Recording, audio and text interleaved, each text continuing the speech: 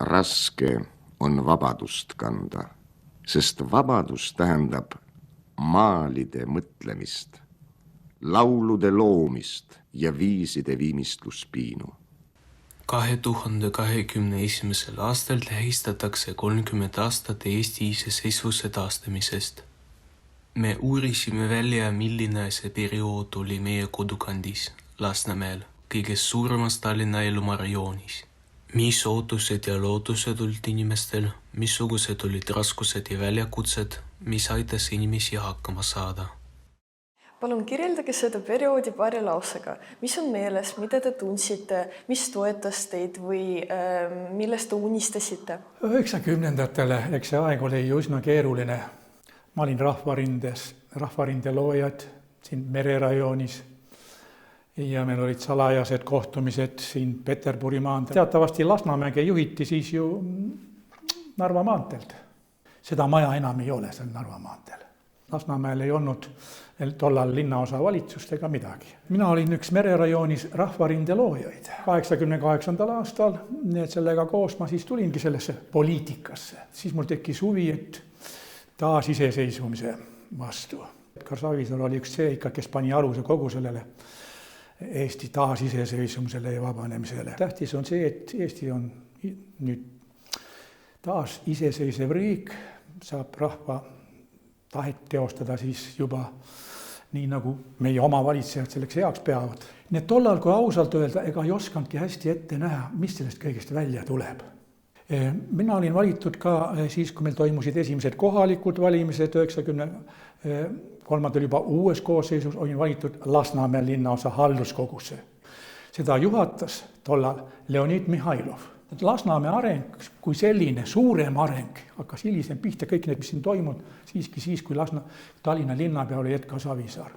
Lasnamäe on väga kenasti arenenud. Kui tuli siis oma kroon, aga vaadake see, mis ikka vahetati algul, siis see oli ikka väike rahasummakene see 50 krooniga ära elada ja olla. Kuidas mõjutasid need raskused teie igapäevast elu? Nii palju inimesi on jäänud nüüd vaesusse üle Eestimaa, sest ma olen tegelenud ka palju heategevusega. Juhtus niimoodi, et mul avanes võimalus Eesti taasiseseisvumise eelõhtul minna Soome ühele konverentsile ja seal tutvusin inimestega, kes olid nõus. Soomlased tahtsid eestlasi abistada, Eesti perekondi ja siis ma tegin ühe sellise organisatsiooni, peretusühendus Humane ja me aitasime ka Lasnamäel neid peresid just ütleme aastatel 90, 91, 92, 93 ei olnud meil saada ju suurt midagi naljalt, eks ole. Rääkimata riietest, laste jalatsitest, ka medikamentidest ja kõigest sellest. Ja selle Humane kaudu need mehed Soomemaalt, Päästke lapsed organisatsioon, Pelastage lapsed, ma oskan soome keelt päris hästi ja inglise keelt ka. Ja siis me saime väga hea kontakti ja nemad tulid oma asjadega, me käisime Lasnamäel, peredes, paljudes. Need olid raskused, olid suured raskused väga paljudel peredel, sest kui palju jäi Eestimaal ikka inimesi just maapiirkondades, kui Eesti taasiseseisvus, kui palju jäi töötuks, kolhoosid ja sovhoosid lakkasid olemast. Nende taasiseseisvumise aastate jooksul, selle 10 aasta jooksul, mis me olime iseseisvunud, oli maapiirkondades kaotanud töö 100 000 inimest. Igaüks mõtles, kuidas toime tulla. Eesti taasiseseisvumise algaastatel oli veel see, et eriti jäid hätta naised, kes olid just nii pensionieelikud. Tänapäeval on töötuks jäämine palju lihtsam kui oli tollal, eks ole. Aga hiljem siiski asi arenes normaalselt, tulid uued tehased, ärid, värgid, tulid siia Soomest, tulid Rootsist, igalt poolt tuldi Eestisse. Kui teil oleks võimalus minna tagasi 90-ndatesse, kas teeksite seda? Ei, päris huvitav oleks, et teeks palju asju teisiti küll, jah. Nii palju kui, nüüd, see on nüüd see tarkus, aga tollal seda tarkust juba olnud. Расскажите, что происходило в Таллинском районе Ласнаmäe на заре восстановления независимости Эстонии? В 1991 году было провозглашение восстановления независимости Эстонии. В 1992 году ввели эстонскую крону. И вот с 1993 года начинается как бы история Ласнаmäeской части города, поскольку было создано 8 частей города, в том числе и Lasnamäe. это был чисто спальный район и в какой-то мере и промышленный район. По сути, по левую и правую сторону Петербургского шоссе было много предприятий, был завод-двигатель.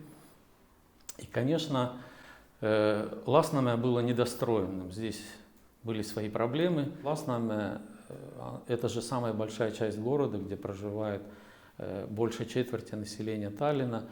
По размерам это как город Тарту. Сначала были все немножко напуганы и были тревожны, потому что, вот, допустим, завод-двигатель тут в Ласнаме, много других заводов, они боялись, рабочие, потерять свою работу. Потом многие боялись из-за незнания эстонского языка. Но мне было несколько легче, потому что я, в принципе, знал хорошо эстонский язык и уже с детского сада.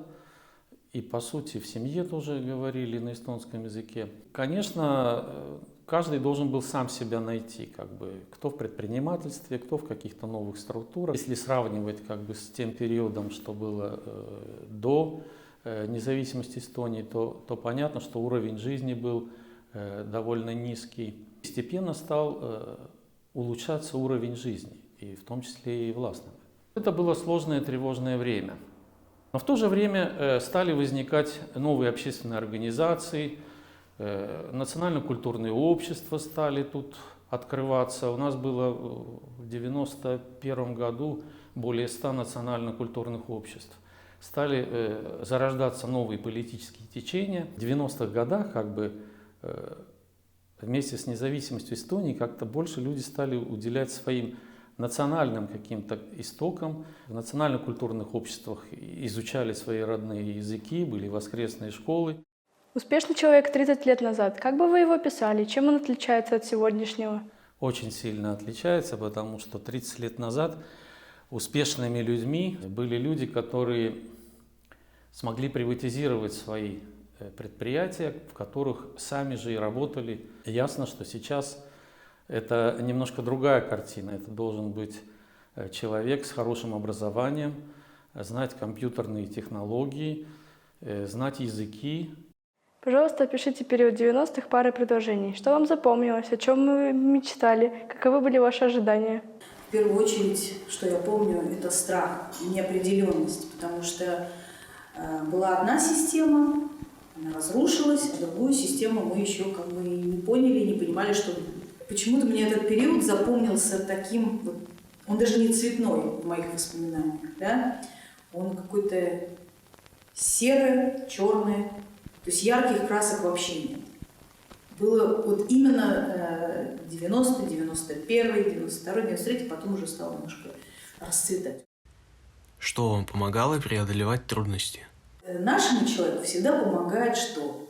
Выдумка, находчивость, друзья. Крутились, вот это слово «крутились» как могли, это вот сюда больше всего подходит. В субботу-воскресенье многие шли работать на рынок. И продавали все. И там стояли все учителя, там стояли, там, не знаю, чуть ли не врачи, не люди с высшим образованием. Все стояли, что-то выживали, потому что ничего не было. Предприятия закрывались, люди в панике искали, как выжить. И в то же самое время другая возможность появлялась – путешествовать, учиться за границей. Мы открывали мир, все было совсем по-другому. Это страшно было. Я подумала, боже, как хорошо, что меня это все стороной обошло. Такие страшные вещи происходили. Если бы вы могли вернуться в 90-е, вы бы это сделали? 90-е? Нет, конечно. Нет. 90-е... Только для того, чтобы еще родить 2-3 детей. Все эти страхи прошли, и люди сами поверили в необходимость этих изменений. Мы находимся в развитии, и то, что было в начале 90-х, естественно, сейчас нас уже бы не устроило. В любом случае возврата назад нет.